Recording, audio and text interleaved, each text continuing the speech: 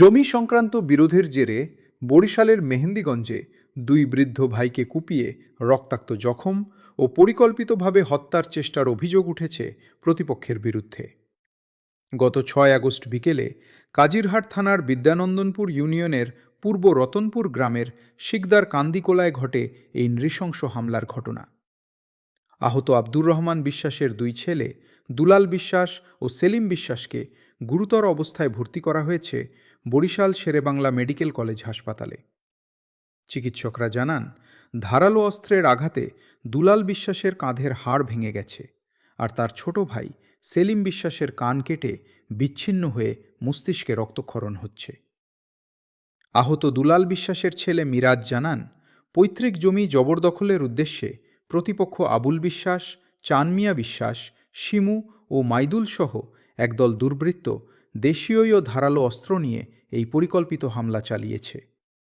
এ বিষয়ে কাজিরহাট থানার officer in charge Siddiqur Rahman জানান, ভুক্তভোগীদের পক্ষ থেকে অভিযোগ পেলে তদন্তপূর্বক দ্রুত আইনগত ব্যবস্থা নেওয়া হবে। অন্যদিকে এই ঘটনার সাথে জড়িত আসামিদের অবিলম্বে গ্রেফতার করে দৃষ্টান্তমূলক শাস্তির দাবি জানিয়েছে স্বজনেরা। একে জমি সংক্রান্ত বিষয়ে পরিকল্পিতভাবে হত্যা চেষ্টা করা হয়েছে, এলোপাতালি কোপানো হয়েছে। আমার বাবা অর্থোপেডিক্সে আছে, সেও হাড় ভেঙে গেছে। আর হলো যে আমাদের এর সুস্থ তদন্ত এবং বিচার দাবি করছি। এটা যথাযথ কর্তৃপক্ষের কাছে আমি বিচার দাবি করছি। প্রশাসনের কি এনার নাম হয়েছে মোহাম্মদ সেলিম বিশ্বাস, আর আমার বাবার নাম হয়েছে মোহাম্মদ দুলাল বিশ্বাস।